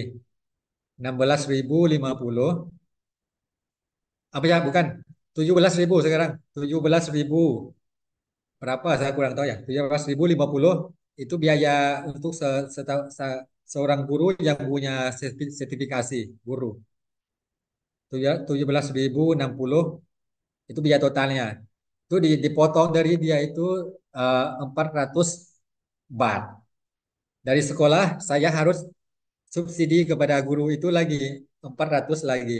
Jadi dia 1 tahun dia bisa menggunakan biaya 67.500, ya sekitar itulah untuk mengasuransinya. Tapi kalau dia nggak sakit ya dia tidak bisa menggunakan uang itu. Nah, jadi guru di sini tidak apa ya, tidak tergantung pada membayar beberapa, saya harus bayar 100 atau 200 tidak. Tapi ada peraturannya bayarnya sekian sesuai sama satu negara. Dipotong secara otomatis. Seperti itu Bunda. Itu agak sedikit memberikan kesejahteraan untuk seorang guru ketika melahirkan semuanya tidak harus bayar, tidak harus Hmm. mengeluarkan uang karena uangnya sudah dipotong dari uangnya, dan juga ada tambahan dari sekolah itu sendiri sesuai dengan pemerintahan apa sesuai dengan kebijakan dari pemerintah. Oh iya. Alhamdulillah di Thailand begitu ini ya Pak ya, memperhatikan kesejahteraan dan kesehatan para pendidik ya atau guru tadi ya Pak ya. Alhamdulillah. Alhamdulillah. Mudah-mudahan Indonesia pun demikian insya Allah Pak. Amin, Sekarang amin, pun amin. sedang di Indonesia Mbak Ajeng sedang apa dirancang ya sekarang kita ya. Iya, Pak. Insya Iya, Ibu. Allah. Insya Nah, Allah akan sejahtera nih insya para Allah, insya calon. Allah. Insya Allah. Terima kasih. Iya, Ibu. Terima kasih banyak, Ibu Ifa. Terima kasih untuk sharing. Yang lain mungkin ya kalau masih ada kita bisa sharing. Iya nih, teman-teman. Bagaimana untuk teman-teman para mahasiswa, Bapak Ibu dosen, serta Bu Guru, mungkin ada yang mau ditanyakan terkait dengan kurikulum yang ada di Thailand. Seperti apa itu? Kami persilakan.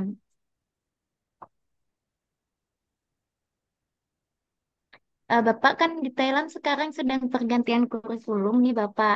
Lalu Ya, bagaimana upaya Thailand untuk apa ya kayak memberikan menyiapkan para pendidiknya supaya siap dengan pergantian kurikulum tersebut.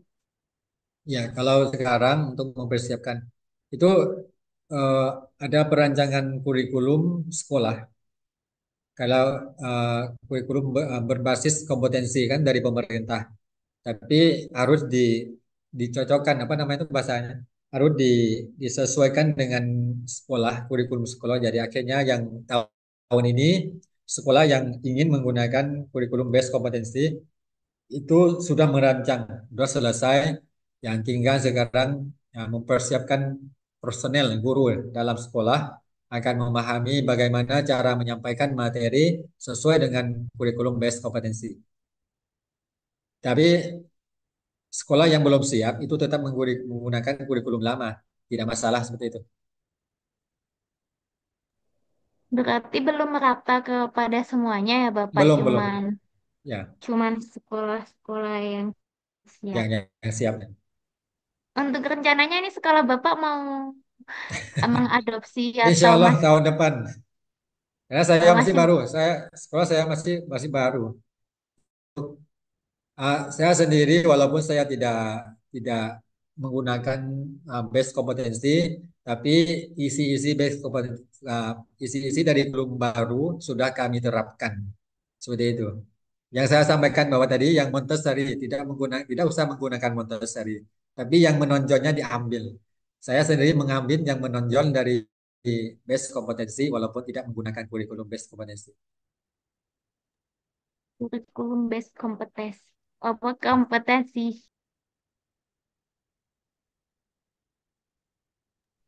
Baik teman-teman sekalian, bagaimana ini untuk Bapak Ibu dosen serta Bapak Ibu guru dan teman-teman mahasiswa dipersilakan jika ada yang ingin ditanyakan, kami persilakan.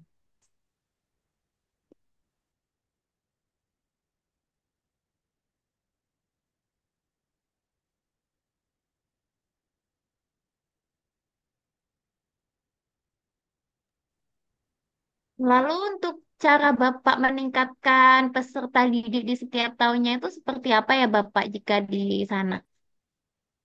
Kalau saya ya melalui evaluasi, jelas ya melalui evaluasi dari evaluasi anak-anak didik, peserta didik, maupun dengan guru yang ada di sekolah, itu ada rapat pertemuan untuk melakukan evaluasi hasil pelaksanaan pengajar di sekolah. Maka dari satu semester ke semester kedua, maka kami melihat ada perubahan apa tidak. Terus apakah perubahannya itu sesuai dengan yang diharapkan oleh pimpinan sekolah apa tidak seperti itu. Maka gimana? Karena kami uh, ada ada harapan bahwa anak-anak kalau di tempat kami itu akan harus menyampaikan level, harus harus apa harus uh, menyampai level level yang ditentukan. Nah, maka ketika ada evaluasi, maka akan lihat bahwa sudah sampai kemana, tahap mana, maka akan lakukan peningkatan seperti itu. Terus menerus, insya Allah. Dengan melakukan evaluasi ya Bapak, semoga sekolahnya nambah lagi peserta didiknya. Amin.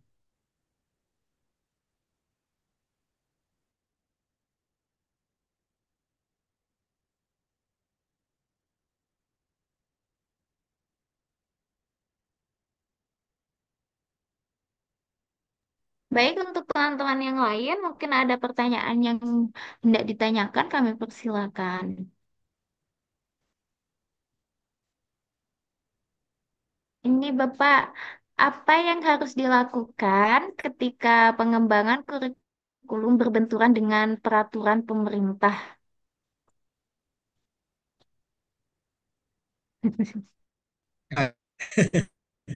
Maksud, Ada itu maksudnya Bapak di chat, pengembangan kurikulum kurikulum berbenturan benturan dengan dengan peraturan pemerintah. kan seharusnya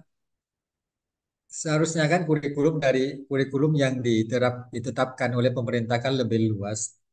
Jadi tidak terpaku kepada salah satu. Jadi pengembangan pemerintah itu kan hanya kurikulum yang mengcover ya, kurikulum yang mengcover yang lebih luas. Tapi di sekolah kan tinggal bisa mengembangkan sejauh manapun yang ingin dikembangkan oleh sekolah. Saya kira seperti itu ya kurikulumnya. Karena tidak mungkin kurikulum pemerintah itu ada batasnya. Mereka itu hanya menuliskan itu sekedar arahannya. Jadi sekolah mau mengembangkan ke arah mana itu tergantung pada kurikulum lokal dan visi misi dari sekolah secara jelas seperti itu. Tidak, insya Allah tidak terbentur sebenarnya. Selama saya nggak tahu di Indonesia, tapi saya kira tidak terbentur. Seperti itu. Jadi pemerintah selalu mendukung gitu ya, Bapak. Bukan mendukung kurikulum pemerintah itu kan secara umum ya. Jadi tidak terpaku kepada salah satu seperti itu. Walaupun dituliskan naskahnya seperti ini, tapi secara artinya itu kan lebih luas. Jadi dari sekolah, dari daerah itu tinggal mengambil sebagian dari kurikulumnya. Tidak mungkin bisa mengambil semuanya kurikulum yang untuk menerapkan di sekolah karena kurikulum pemerintah itu sangat luas dan banyak. Punya saya sendiri pun tidak bisa mengambil semua. Pemerintah menerapkan seperti 10 poinnya. Kita hanya mengambil 8 atau 7 atau beberapa yang sekiranya bisa kami tercapai seperti ini. Dan sesuai dengan sekolah yang sesuai dengan tempat di mana sekolah berada dan juga sesuai dengan kurikulum lokal yang bisa diterapkan seperti itu. Kalau saya ya, mungkin dari yang lain bisa menambahkan. Mungkin teman-teman ada yang mau menambahkan bagaimana nih terkait dengan pertanyaan tersebut, Bapak Ibu guru ataupun Bapak Ibu dosen.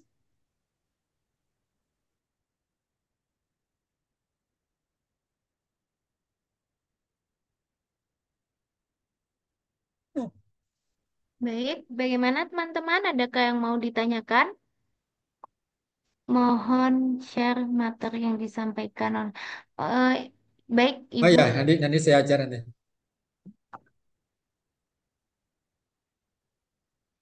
Saya jadikan ini PDF dulu ya, baru saya ajar. Baik, Ibu, nanti akan kami share.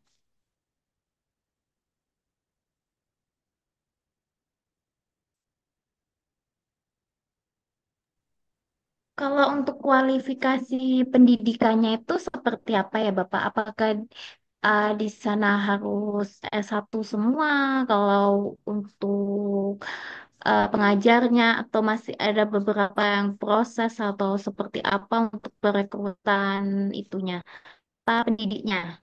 Maksudnya gurunya. Iya, iya. Kalau guru, kalau di SD umum ya jelas ya, harus S1 ya. Kalau di swasta yang menjadi wali kelas itu harus S1. Kecuali yang bukan wali kelas itu tidak apa-apa. Tapi gajinya itu berbeda. Kalau dia memang S1, profesinya guru, ada sertifikasinya, gajinya seperti tadi. Tapi kalau dia S1 tapi si guru gajinya berbeda, akan turun sedikit. Tapi kalau dia tamatannya agama, tidak ada S1 tapi ada sertifikasi, ada gajinya tapi berbeda lagi. Ya, maksudnya Oh, khusus yang bidang yang perlu ada sertifikasi yang ada guru eh, apa yang ini ya. Biasanya kan guru yang harus ada sertifikasi guru. Apalagi yang ini, yang desain apa ya, itu bahasa Indonesia apa saya lupa. Maaf terbatas bahasanya. Lupa kosakatanya. itu ya Bapak kan kalau di Indonesia kita sebelum sebelum mengajar di SD ataupun di SMP, SMA seperti itu, sekarang kita ada program namanya profesi. Profesi gitu ya Bapak. Jadi sebelum dapat sertifikasi untuk sekarang itu harus sudah mengabdi ataupun sudah PPG. pendidikan PPG ya, pendidikan profesi guru gitu ya Bapak. Itu apa di sana harus seperti itu juga setelah lulus S1 kita langsung bisa mengajar seperti itu ya Bapak? Sama. Yang dia emang fokus ke keguruan ya, keguruan. Dia S1 langsung selesai, dia mendapatkan sertifikasi guru, itu kan dia langsung selesai dia, langsung menjadi guru. Nah, Hmm. yang satu lagi dia profesinya guru. Dia selesai tamat S1-nya bukan guru. Akhirnya dia ambil tadi ya. Nah, ambil itu dia harus abdian dulu di sekolah, baru minta kepada Dinas Pendidikan untuk mengeluarkan sertifikasi guru sementara. Nah, terus dia ngajar sambil kuliah 1,5 tahun, baru dia dapatkan sertifikasi guru. Sama berarti dia. Oh, berarti sama ya seperti yang Ya, ya. Bapak jelaskan Jadi tadi untuk kalau memberikan peluang untuk orang-orang yang ingin menjadi guru. Jadi akhirnya solusinya seperti ini. Makanya saya sampaikan dari awal bahwa jangan jadikan sekolah sebagai tempat pelarian. Tapi kalau memang benar-benar niat ya Alhamdulillah, Insya Allah ngajar kan dapat pahala seperti itu.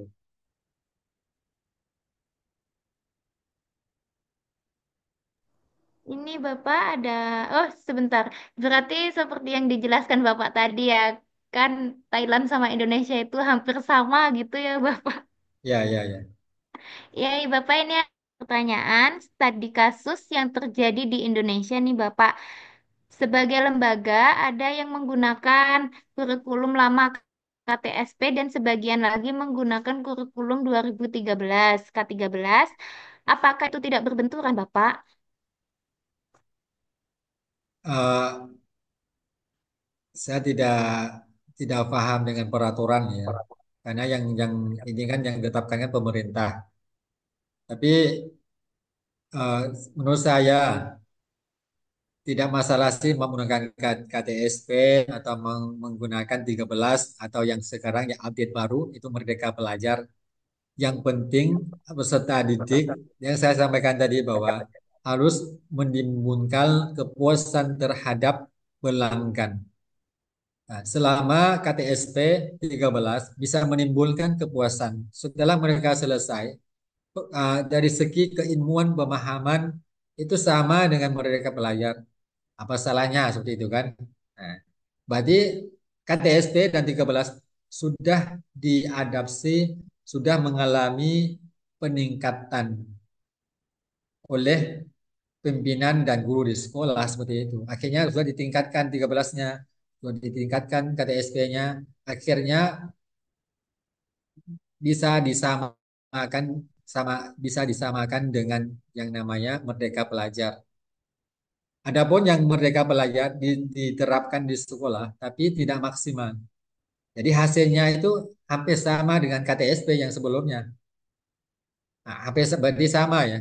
Diterapkan tapi tidak maksimal. Hasilnya dengan yang kurikulum lama. Kurikulum lama diterapkan maksimal. Hasilnya sama dengan kurikulum baru. Ini saya kira fair-fair saya itu ya. Selama pemerintah tidak memaksa bahwa harus menggunakan Merdeka Belajar. Kalau Anda tidak menggunakan, Anda saya hukum. Kalau tidak kata-kata seperti itu, berarti sah-sah saya Anda menggunakan kurikulum lama seperti itu. Ya, ini menurut saya ya. Seperti Apakah itu. bisa? Terima kasih. Untuk teman-teman yang lain mungkin ada pertanyaan nih terkait dengan apa yang ingin ditanyakan, permasalahan yang ada di sekolah ataupun perdebatan yang ada di kelas, boleh didiskusikan di sini, ditanyakan. Ya, ya, silakan. Kalau untuk penentuan tema pembelajaran di sekolah Bapak itu seperti apa ya? Tema atau topik pembelajaran di sekolah Bapak? Itu topik dan tema pembelajaran ditentukan dari awal tahun sebelum masuk sebelum masuknya tahun ajaran baru. Itu pas liburnya itu dilaporkan semua bahwa dari SD atau TK 1, 2, 3 itu tema apa saja yang mau disampaikan dalam satu semester atau dalam satu tahun. Jadi dilaporkan semuanya dari awan. Minggu pertama, minggu kedua sampai 100 hari ya. Kami di sini 100 hari. 100 hari itu 20 minggu. Dalam 20 minggu itu tema apa saja yang diajarkan. Nah, minggu yang keberapa ujian, minggu yang keberapa ujian akhirnya, finalnya. Jadi semuanya itu dilaporkan. Seperti yang saya sampaikan tadi bahwa RPP pun dilaporkan, disampaikan untuk diperiksa kesesuaian sebelum diajarkan. Sama tema materinya pun sudah dilaporkan jauh-jauh hari awal tahun pembelajaran untuk diperiksa di bagian eh, di bagian apa ya? Kalau bahasanya saya di bagian maksudnya salah satu bagian di sekolah yang bertanggung jawab gitu. Jadi Hmm, kami dari pembina sekolah itu sudah tahu, oh, ini minggu ini guru mengajarkan ini. Nah, kami harus tahu, jadi kami langsung ke kelas melihat eh, proses pembelajarannya seperti apa. Ya, apakah media media pembelajarannya sesuai apa tidak dengan tema yang disampaikan.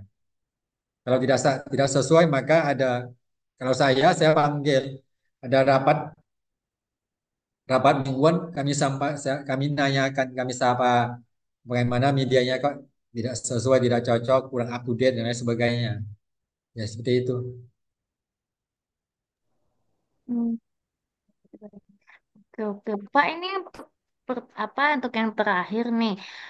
Selama Bapak mengajar, mulai awal Bapak mengajar sampai sekarang ini ada nggak sih perbedaan karakteristik siswa yang apa ya kayak mungkin kalau dulu itu gini kok sekarang gini untuk karakteristik siswanya itu Bapak? Eh, arahnya ke mana? Ke negatif ya. Baik ke Boleh positif, boleh negatif Bapak. kalau kalau dari negatif ke positif yang biasa ke bagus itu memang hal-hal yang biasa ya. Karena kami kan ada evaluasi per kepala. Saya karena memang sekolah saya sendiri maka saya minta guru untuk lapor setiap minggu. Ada laporan evaluasi per kepala. Jadi kalau muridnya 30 orang, 20 orang, dia harus lapor semuanya. Dari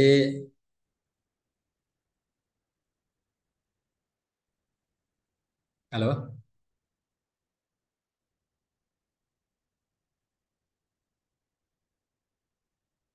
bisa dengar? Ya, Jadi cukup guru jelas. harus lapor kepada saya dari si A sampai si apa ya, dari 1 sampai 20 orang gitu kan. Bahwa karakternya dari segi keilmuannya, kelakuannya si A, B, C, D seperti apa. Apakah mengalami perkembangan? Kalau mengalami perkembangan bagus, alhamdulillah. Kalau memang ada si D, D ada kelakuannya kok aneh, maka si D yang memerlukan perhatian khusus. Jadi guru harus menanyakan kepada orang tuanya atau lapor ke saya dulu, baru kami evaluasi. Kalau memang perlu kami cari tahu bagaimana masalahnya. Kalau memang perlu nanya ke orang tuanya, kami langsung nanya ke orang tuanya. Habis itu kami menyelesaikan masalah bersama. Jadi insya Allah dengan evaluasi tiap minggu itu masalahnya selesai. Saya dulu awan awan mendirikan sekolah itu 1 bulan sekali ada pertemuannya. Maka setiap pertemuan itu masalahnya banyak. Akhirnya ada pertemuan mingguan. Setelah ada pertemuan mingguan, kami ada evaluasi setiap minggu, maka tidak ada masalah. Ketika menimbulkan masalah, maka diselesaikan dalam 1 minggu. Akhirnya semuanya bisa diatasi. Alhamdulillah seperti itu yang saya laksanakan sekarang. Jadi perilaku anak itu rata-ratanya alhamdulillah baik. Ya, karena kalau ada sedikit eh, penyelewengan ya, sedikit ada eh, kesalahan, kami langsung perbaiki seperti itu. Ya, terima kasih. Jadi selalu ada evaluasi nih jika ada penyelewangan sedikit tentang Ya, tingkah laku anak G Bapak. ya, ya. Baik, terima kasih pemaparan dan diskusi tadi memberikan wawasan yang sangat berharga yang dapat diaplikasikan dalam pembelajaran dan kehidupan. Terima kasih banyak kepada Bapak Yasuli.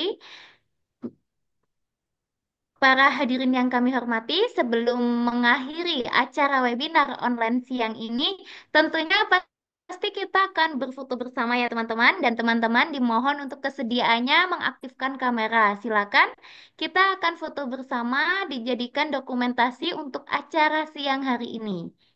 Dimohon kesediaannya Bapak Ibu dosen, serta Bapak Ibu guru, serta teman-teman untuk mengaktifkan kamera.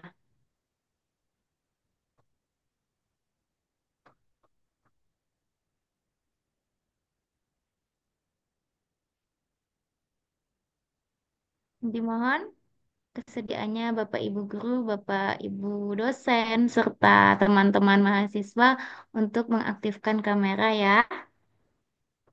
Baik, saya tunggu. Nah, kan seperti ini cantik teman-teman. Kelihatan cantik dan ganteng. Baik, saya tunggu. Dimohon kesediaannya untuk mengaktifkan kamera terhadap Bapak Ibu dosen maupun Bapak Ibu guru serta teman-teman mahasiswa untuk kita jadikan dokumentasi. Baik, saya hitung ya sampai 3. 1, 2, 3. Sebentar saya simpan. Baik, 1, 2, 3. Satu kali lagi sebentar. 1, 2, 3.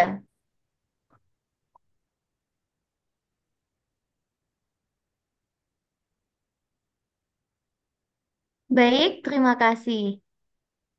Bapak dan Ibu hadirin yang berbahagia, kita sudah mendengar pemaparan materi dari Bapak Yasuki. Kita Ah, sudah mengetahui pendid Kita sudah mengetahui ya apa itu tadi kurikulum, yakni jantung pendidikan sebagai panduan pembelajaran dari awal hingga akhir. Lantas, mengapa terdapat perubahan kurikulum? Yaitu untuk mempersiapkan masa depan anak, perkembangan anak, dan dalam rangka menyempurnakan kekurangan-kekurangan selama ini yang terjadi dalam pelaksanaan kurikulum itu. Di samping itu, tentunya dalam memenuhi tuntutan perubahan zaman.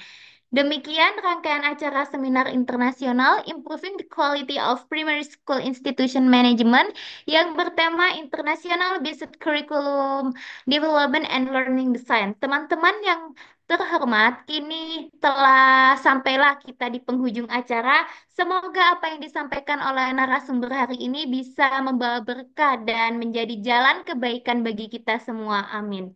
Demikian rangkaian acara webinar internasional peningkatan mutu manajemen sekolah dasar bertema pengembangan kurikulum dan desain pembelajaran berbasis internasional.